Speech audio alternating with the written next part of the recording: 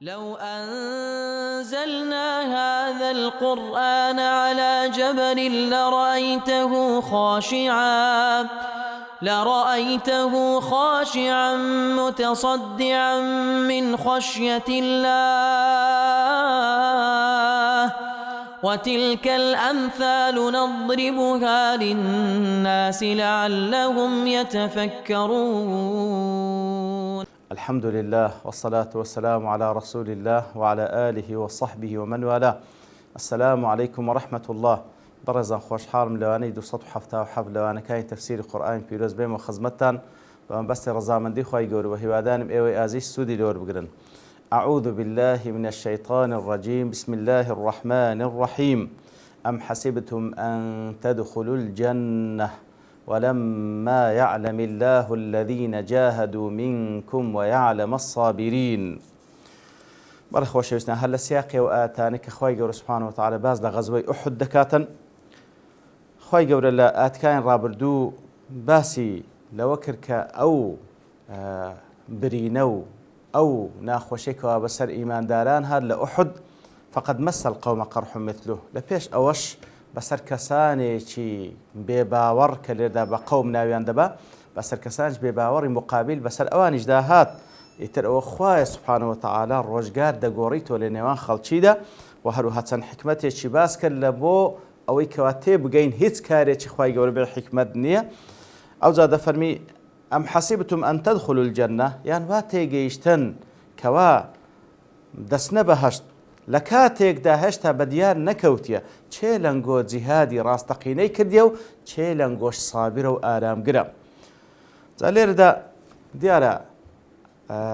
چوونە بەهەشت خی گەورە سوبحانەهو وتەعالا وەکو لە سەرەتادا بابمان ئادەم لەگەڵ دایکمان حەوا لە بەهەشتدا بوون،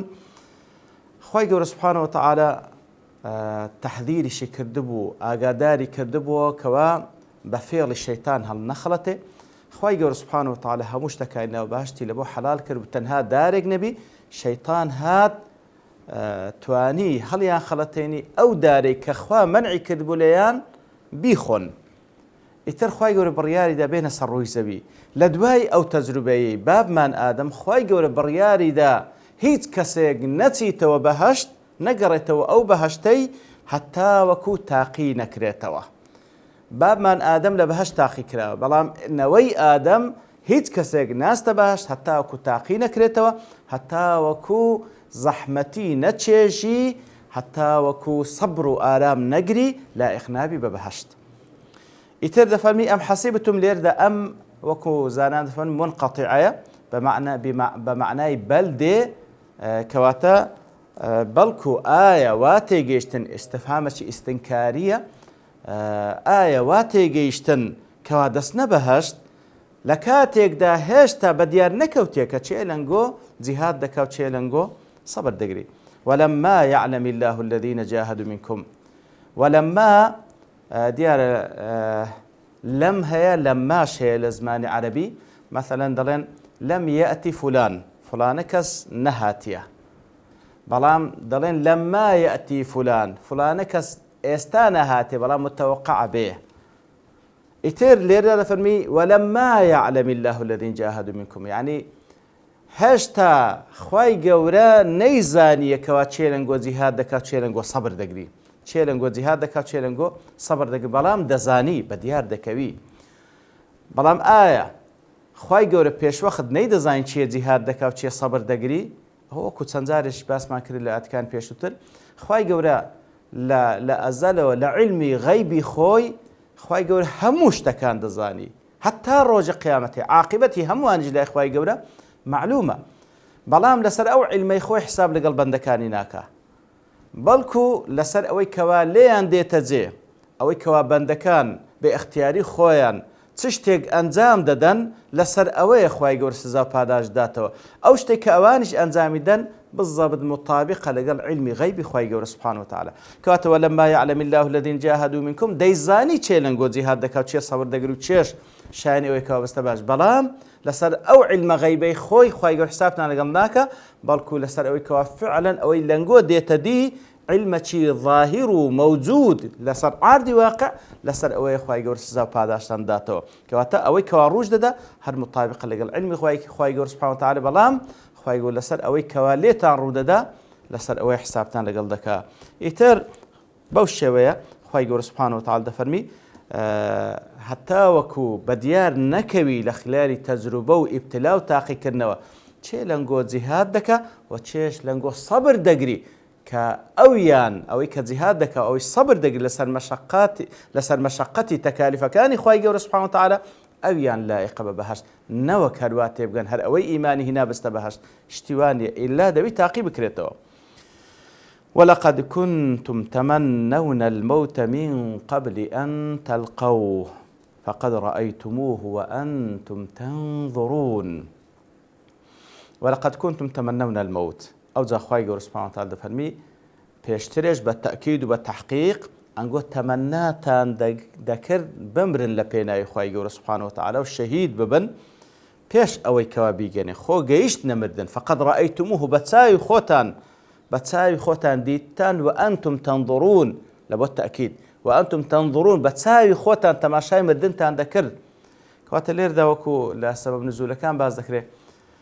دیارە لە غەزوەی بەدر کاتێک کە پێغەمبەر صلی الله علیه و سلم لە سەرەتادا دەرچوو لە بۆ ئەوەی کەوا دەست بەسەر ئەو قافلەی قوڕەیشیەکان دابگری تەسەوری ئەوەیان نەدەکرد تووشی ڕوبەڕووبوونەوەی جەیشێک ببن بەڵام دواتر کاتێکەوە قوڕەیش خەبەری زانی بە جەیشەوە دەرچوو قافلەکەش ڕێگای خۆی گۆڕی ئیتر ئەوەی کەوا ڕوویدا لێیە هەموو سەحابە لەگەڵ پێغەمبەردا نەچووبوون صلی الله علیه و سلم لە بۆ بەدر بەڵام کە دواترێ ئەوەی کە ڕوویدا خوای گەورە ئەو نەسرەتە گەورەی بە مسلمانان بەخشی و چەند مسلمانێکیش لە بەدر والله عەلەم 13 مسلمان شەهید بوون ئیتر ئەوانی تر کە دەرنەچوو بوون زۆر تەمەنایان دەکرد کەوا ڕۆژێش کە بێتەوە پێش ڕوبەڕووبوونەوە بکەن لەگەڵ قوڕەیش و تاوەکو ئەوانش ئەو شەرەفە گەورەیە وەربگرن لێ بە پەرەوەش بوون لۆ ئەوەی کەوا جارێکی دیکە غەزوە بێتە پێش و ڕوبەڕووی کافرەکان ببنەوە لە پێناوی خوا شەهید ببن لۆی خوای گەورە ئەویان بەبیردێنیتەوە. ولقد كنتم بە لامی تەوکیدی قەسەمی و بە قەدی تەحقیق و بە قەسەمی مقدر کەواتە والله بە تەئکید و بە تەحقیق ئەنگۆ تەمەنای مردنتان دەکرد لە پێناوی خوای گەورە لێ زانان دەفەرمون کەواتەوەش ئیشارەت لۆی کەوا جائیزە ئینسان تەمەنا بکە لە پێناوی خوا سبحانه وتعالى بمری و پلەی شەهادەت بەدەستبین جائیزە بەڵام فعلا بە صدقەوە وەکو پێغەمبەر لە حەدیثێکی صحیحدا دەفەرمی هەر کەسێک بە صدق و بە ڕازگۆیانە لەناو دڵ و دەرونیەوە داوای شەهادەت لە خوای گەورە بکە ئیلا خوای گەورە مەنزیلەتی شەهیدی پێدەبەخشی ئەگەر لەسەر جێگاکەی خۆشی بمری ئیتر ئەنگۆ تەمەنای مردنتان دەکرد لە پێناوی خوای گەورە پێش ئەوەی بیگەنێ فقد رأيتموه بەڵام کاتێکەوە دیتتان و ئەنتم تەنظرون دیتتان و بە چاوی خۆشتان تەماشاتان دەکرد دیارە چیان دیت فعلا لە ئوحود کاتێکەوە لە سەرەتادا وەکو باسمان کردەوانەکان ڕابردوو لە سەرەتادا خوای گەورە نەسرەتی نار لە بۆ پێغەمبەر صلی الله علیه و سلم لەگەڵ ئیمانداران فعلا قوڕەیشیەکان شکستیان هینا بەڵام دواترێ پاشەوەی کەوە ئەو کەسانی کە لەسەر چیای ئوحود بوون کە پێغەمبەر صلی الله علیه و سلم فەرمووبووی مێ نەخوارێ ئەوان فەرمانی پێغەمبەریانشکان صلی الله علیه و سلم بە تەسەووری ئەوەی کەوا خلاص شەڕەکە کۆتایی پێهاتوو قوڕەیشەکان هەڵاتن ئیتر کە هات نەخوارێ لێیان سۆڕانەوە ئەوەی کە ڕوویدا ئیتر فعلا ئەو جارە 70 سەحابە شەهید بوو ئەوانەی کەوا نەش کوژران بە چاوی خۆیان مردنیان دیت کەوا برایەکانیان بە چ شێوەیەک لە پێش چاویان دەکوژران ئیتر خوای گەورە سوبحانه وتعالى دەفەرمی مردنتان بە چاوی خۆتان دیت و ئەنتم تەنظرون تەماشاشتان دەکرد وما محمد إلا رسول قد خلت من قبله الرسل أوزا خوای گەورە سوبحانه وتعالى دەفەرمی محمد صلى الله عليه وسلم هیچ نییە تەنها پێغەمبەرێک نەبی ڕەسوولێک وما محمد إلا رسول قد خلت من قبله الرسل محمد صلى الله عليه وسلم نێردراوێکی خوایە و چەندین پێغەمبەر لە پێشەوی هاتینە کەواتە پێغەمبەر صلى الله عليه وسلم محمد المصطفى بدعەیەک نییە لە ناو بەشەریەت شتێکی نوێوی هاتبی بەڵکو لسلسلەیەکی مبارەك و پیرۆزی پێغەمبەرانە کە بە ئادەمەوە دەست پێکردی هەتاوەکو بە محەممەد صلى الله عليه وسلم کە خاتەمە ئیتر پێغەمبەرێکە لە پێغەمبەران چەندین پێغەمبەریت کە لە پێشی ئەو هاتیە و ڕۆیشتینە. ئەفەئین مات ئەو قوتیلا انقەلەبتم على أعقابكم ئەگەر پێغەمبەر صلى الله عليه وسلم بمری و یاخود بکوژرێ انقەلەبتم على أعقابكم لەو حاڵەتەی ئەنگۆ هەڵدەگەڕێنەوە لۆ دواوە. الانقلاب على العقب عقب واتە لە بۆ پشتەوەی خۆت بگەڕێەوە عاتن کەسێک لەوە پشتەوە بگەڕێتەوە بە تەکید دەکەوتە معڕەز لەوەیکەوە بکەوتە خواری بکەوتە ناو قۆرتێک و بکەوتە ناو چاڵێک. ئایا کاتێکەوە ئەو پێغەمبەر صلی الله عليه وسلم وجودی نەما ئەوجا ئایا بە وەفاتکردن یاخود بە شەهید بوون انقلبتم على أعقابكم دەگەڕێنەوە لۆ پشتەوەی خۆتان واتە دەگەڕێنەوە سەر کوفر. ومن ينقلب على عقبيه فلن يضر الله شيئا. خی گەورە دەفەرمی هەر کەسێک هەڵگەڕێتەوە لۆ دواوە واتە هەڵگەڕێتەوە لۆ کوفر بە هیچ شێوەیەک زەرەر بەخوا ناگە. ئەگەر هەموو خەڵکی کافر بن بە هیچ شێوەیەک یەک میسقالە زەڕەش لە مولکی خی گەورە کەم ناکە و هیچ کەسێک ناتوانین زەرەر بەخوای گەورە بگەین. ئەگەر هەر هەمووش ئیماندار بن بە هیچ شێوەیەک ئەوەندە لە مولکی خوا زیاد ناکاتن. خی گەورە سبحانه وتعالى بێنیازە لە هەموو بەشەریەت